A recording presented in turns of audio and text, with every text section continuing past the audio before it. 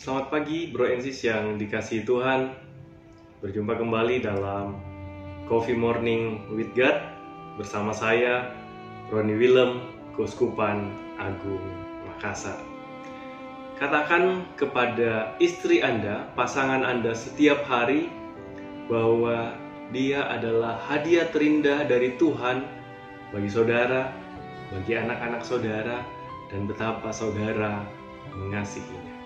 Sudahkah kita mengungkapkan kasih kita kepada pasangan kita pagi ini? Tema renungan kita pada pagi hari ini, perspektif kasih. Kita buka kebenaran firman Tuhan dari Yohanes 15 ayat 9 sampai 12. Perintah supaya saling mengasihi. Seperti Bapa telah mengasihi aku, demikianlah juga aku telah mengasihi kamu. Tinggallah dalam kasihku itu. Jikalau kamu menuruti perintahku, kamu akan tinggal di dalam kasihku, seperti aku menuruti perintah Bapakku dan tinggal dalam kasihnya. Semuanya itu kukatakan kepadamu supaya sukacitaku ada di dalam kamu dan sukacitamu menjadi penuh. Inilah perintahku, yaitu supaya kamu saling mengasihi seperti aku telah mengasihi kamu. Amin. Bro and Sis yang terkasih dalam Tuhan, mengasihi adalah perintah. Mengasihi adalah sebuah decision, sebuah keputusan. Karena mengasihi bukan sekedar perasaan, bukan sekedar pikiran. Mengasihi berarti kita wajib, berarti kita harus, dan tidak ada excuse, tidak ada alasan untuk kita, untuk saudara, untuk saya tidak mengasihi pasangan kita, anak-anak kita, orang tua kita. 1, 2, 3, pria sejati.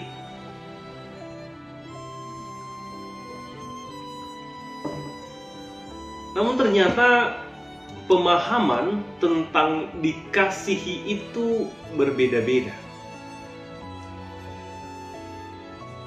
Ada yang merasa dirinya dikasihi jika dia mendapatkan pemberian atau hadiah dari seseorang. Ada juga yang baru merasa dikasihi jika dirinya mendapatkan perhatian, dihargai, atau diberi pujian. Bagaimana dengan kita? Bagaimana dengan saudara dan saya? Apa bahasa kasih kita? Apa bahasa kasih pasangan kita, anak-anak kita, orang tua kita? Nah, setidaknya ada 5 tipe bahasa kasih yang harus bro dan sis pahami. Yang pertama, pujian dan penghargaan. Yang kedua itu adalah quality time atau waktu bersama. Yang ketiga adalah hadiah atau pemberian. Yang keempat, kerelaan untuk menolong, orang yang suka membantu sesamanya, orang yang suka melayani. Ya. Yang kelima, sentuhan fisik. Untuk mau mengatakan dalam mengasihi, kita perlu strategi bro and sis. Kita perlu strategi yang tepat. Kasihilah pasangan kita, anak-anak kita dengan cara yang benar.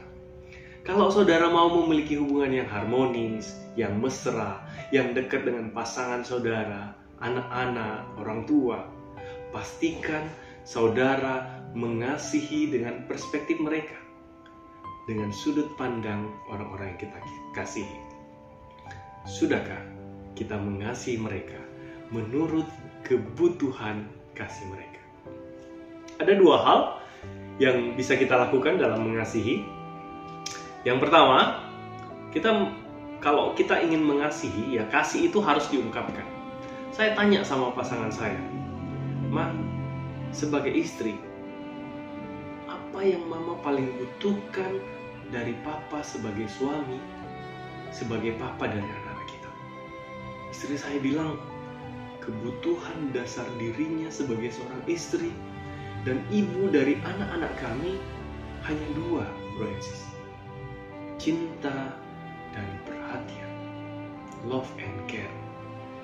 Wanita senang diperhatikan, wanita butuh dicintai, dan itu harus diungkapkan lewat sikap, perbuatan, dan tindakan kita yang konkret, tindakan kita yang nyata. Nah, cari tahu bahasa kasih orang-orang yang kita kasihi.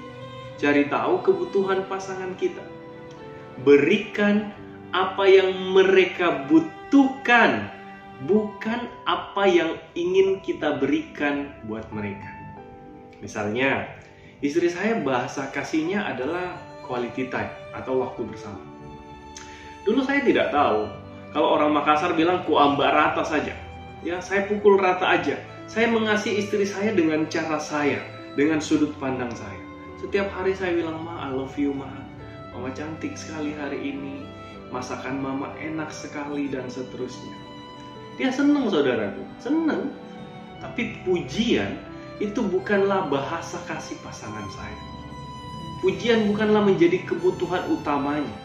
Sehingga pada saat istri saya mendengar pujian-pujian dari saya, bukannya dia berbunga-bunga hatinya, tetapi orang Makassar bilang jadi gelek-gelek seperti itu. Kenapa? Karena itu bukan bahasa kasihnya, saudara. Nah, berikan yang pasangan kita butuhkan. Demikian juga dengan anak-anak dan orang tua kita. Jika pasangan kita kebutuhan kasihnya adalah waktu bersama, wujudkan, berikan pasangan kita yang mereka butuhkan. Berikan waktu terbaik kita untuk menemani pasangan kita. Puaskan mereka dengan kasih yang benar.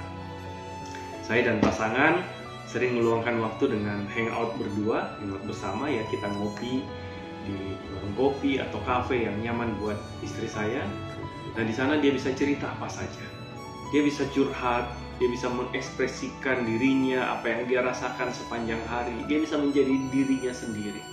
Kami boleh menjadi dua orang sahabat ya, yang saling mengungkapkan apa yang kami alami, kami rasakan satu sama lain. Dan itu yang buat dia bahagia, itu yang buat dia happy.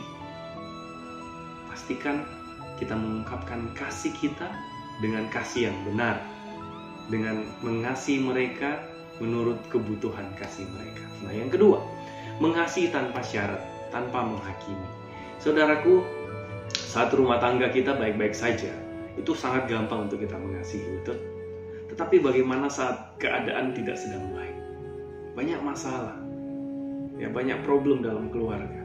Masihkah kita bisa mengasihi pasangan kita, anak-anak kita, orang tua kita dengan kasih yang tanpa syarat? Bro and sis yang terkasih, Tuhan mengasihi kita bahkan saat kita berdosa. Bersediakah kita mengasihi pasangan kita, anak-anak kita, orang tua kita, bahkan saat mereka lemah, berbuat salah, yang membuat kita jengkel, kecewa, bahkan marah kepada mereka? Saat kita menerima sakramen perkawinan di hadapan Tuhan, kita sudah berjanji untuk setia dalam untung dan malang, dalam susah dan sakit. Masihkah kita setia terhadap janji perkawinan kita? Kenapa banyak keluarga berhenti untuk saling mengasihi? Kenapa? Karena mereka mulai mengasihi dengan syarat. Dulu istrinya 38, sekarang istrinya 83. Dulu sering bilang I love you, sekarang boro-boro, memandang saja seperti sudah tidak mau. Saudaraku, saya mau katakan tidak ada rumah tangga yang sempurna. Tidak ada pasangan yang sempurna.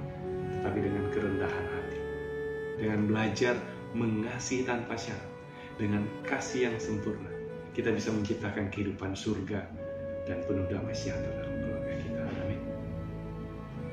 Kasihi pasangan kita, anak-anak kita, orang tua kita, tanpa kita harus menghakimi.